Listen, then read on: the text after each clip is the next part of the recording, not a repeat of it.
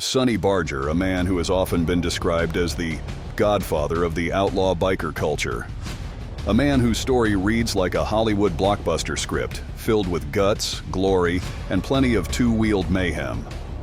From his fearless leadership within the Hells Angels to his adventures on the open road, his life is a roller coaster that even he doesn't want to get off. And why would he when he leads one of the most notorious motorcycle clubs in the world? From a disturbed upbringing, he rises against all odds to become the very essence of what it means to be a rebel, a renegade, a true outlaw, brushing shoulders with the FBI on the way. Barger is known for living on the edge and hardly by the rules, and his legend is bigger than the American highways he once ruled. But who exactly is Sonny Barger? And what makes him stand out in the outlaw world? Rev up and take on this wild journey of his life and times. In the beginning. In October 1938, Sonny Barger is born as Ralph Hubert Barger Jr. to a mixed family living in Modesto, California.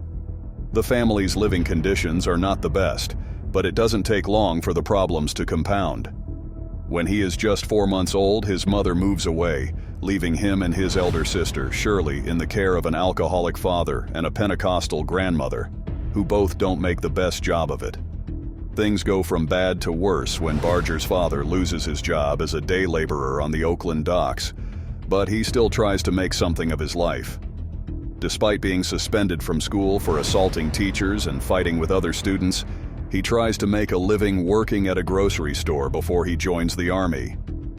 In the Army, he develops an interest in masculine camaraderie, learning how to disassemble weapons and the discipline in general before he is released for forging his birth certificate to join.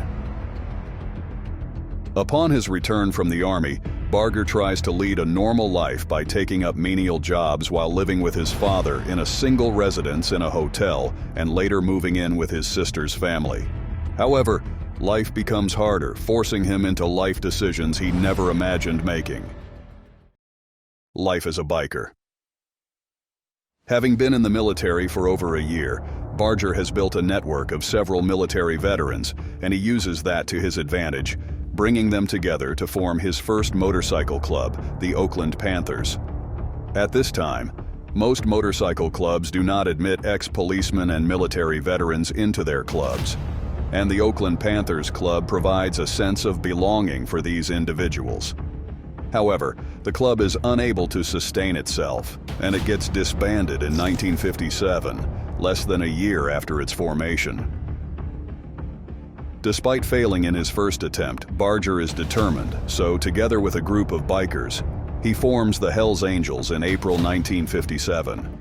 For the first time, they wear a logo with a small skull wearing an aviator cap set within a set of wings, which is later copyrighted as the Hells Angels Death's Head logo. With time, Barger establishes himself as the most famous biker in Oakland, with people often mistaking him for the founder of the Hells Angels.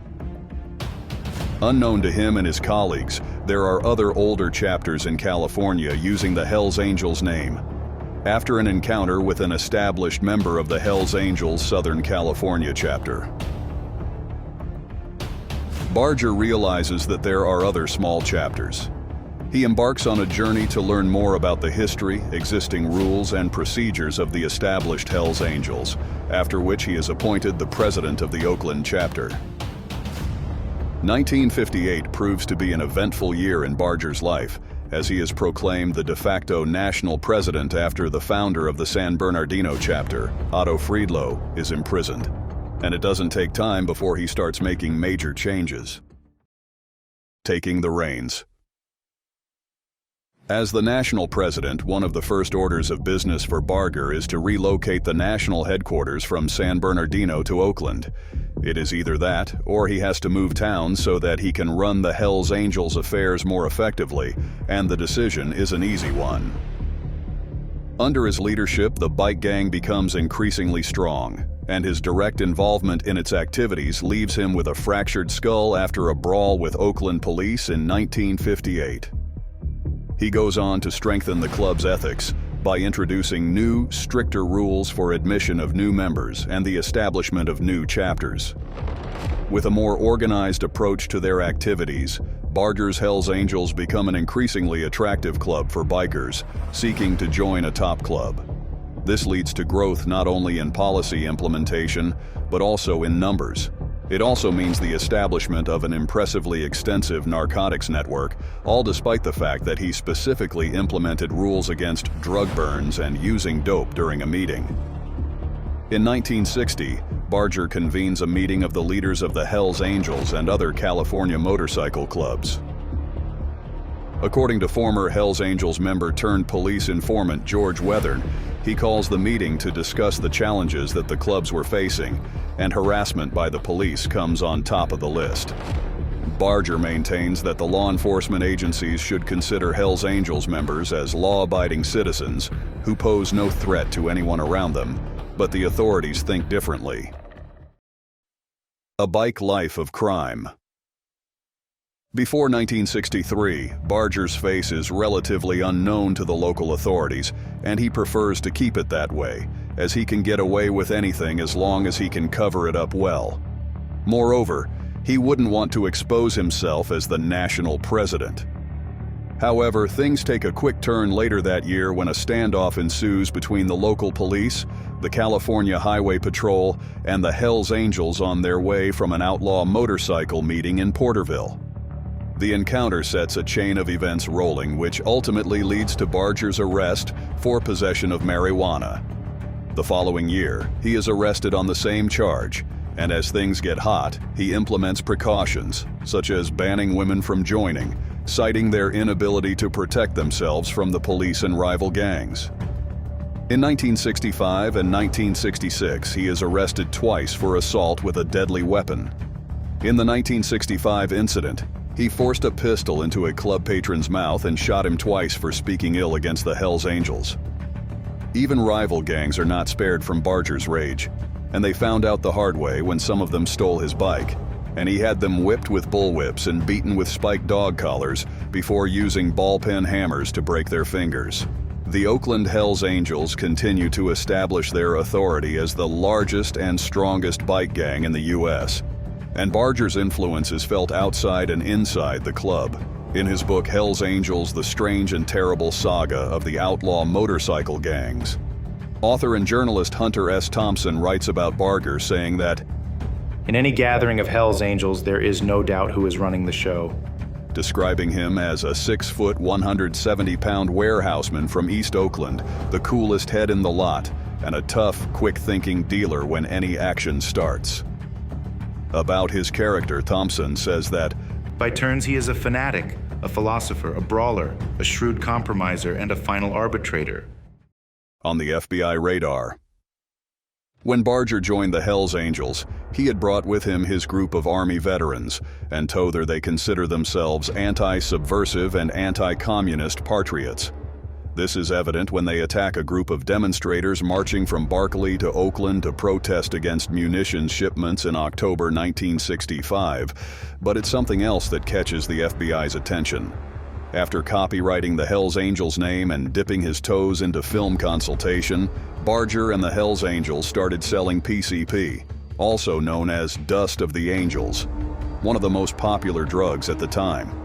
For the first time, in 1967, the Hells Angels enters the FBI's comprehensive list of criminal organizations.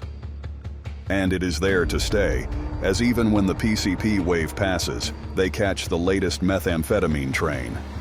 As FBI agent Tim McKinley, who handled more Hells Angels-related cases than his peers noted, Barger even goes ahead and hires an experienced chemist, formerly of the Royal Dutch Shell Oil Company, to teach his crew how to make methamphetamine. Barger even leads the Hells Angels in surrendering hundreds of guns and pounds of explosives to the police in exchange for the release of arrested members. The exercise continues for 5 years, during which their main focus is on drug dealing. In January 1972, Barger is arrested with 4 other Hells Angels and charged with attempted murder, kidnapping, and assault with a deadly weapon after 3 badly beaten men are discovered in the back of their car. During their arraignment, more charges are added to the list, including killing rival drug dealers and continued possession of firearms, despite agreeing to surrender them. Due to the incriminating evidence, he is sentenced to 10 years imprisonment, and he continues to lead the motorcycle club from his cell at the Folsom State Prison. He is paroled in 1977 and arrested less than a year later for parole violation by owning firearms. However, his wife admits that the firearms are hers, and he is acquitted. The Rico Trial. In what is the most substantial effort yet by the FBI and local authorities to bring down Barger and the club for good, he and different associates from almost every Hells Angels chapters are indicted on racketeer. Influenced and Corrupt Organizations Act, RICO, statutes in June 1979. The prosecution team representing the government in the trial tries to demonstrate a pattern of behaviors, but the FBI, through McKinley, feel like the case is poorly prepared. Moreover, the FBI don't even have enough surveillance evidence to support the case, and the case ended in a mistrial, leading to Barger's release. Inside Operation Cacus. In losing the Rico case fuels the FBI into a more cautious and calculated approach to gathering evidence. But first, they have to find someone to help them gather inside information, and they find the perfect man, Anthony Tate. Tate, being the sergeant-at-arms of the Alaskan Hells Angels chapter, is close to the higher-ups, and he is more than happy to help for a fee. The FBI want to take their time, and Tate's availability commences a 3-year nationwide organized crime drug enforcement task force investigation, what would come to be known as Operation Cacus. During the course of the operation, Tate is tasked with going around the country buying firearms, drugs, and explosives from various Hells Angels chapters. He also wears a wire to record major meetings, especially as Barger was involved. In one recorded meeting, Barger praises Tate for representing the Hells Angel of the 90s, due to his efficiency in every task he carried out for the club. Tate became one of Barger's right-hand men, and he recorded their conversations and errands for the FBI. Over the next 3 years, the FBI gather enough evidence, and they decide to act on their intelligence in 1987, just before Tate bombing of the Outlaw Chicago headquarters as a retaliation for the murder of an Anchorage Hells Angels member. On the 10th of November 1987, a total of 38 Hells Angels leaders, members, and associates are arrested in California, Alaska, Kentucky, and North and South Carolina on various conspiracy, weapons, and narcotics charges. Barger is arrested on the same day in Bay Area, where over 400 FBI, ATF, and California State Police officers raid homes and establishments believed to house Hells Angel members. Most of the members are charged with drug offenses, but Barger and his right-hand man, Michael O'Farrell, are also charged with conspiring to violate federal firearms and explosives laws. The trial goes on for 3 months, and its costs soar up to $1 million before Barger is sentenced to 57 months in prison. He still tries to appeal the decision, but the decision is upheld and he spends 4.5 years in prison before being released in 1992. Upon release, Barger receives a lot of attention from journalists seeking interviews, to the outlaws who still have a grudge with him. However, Barger steps down from the Hells Angels leadership group before he died of liver cancer in his California home in June 2022.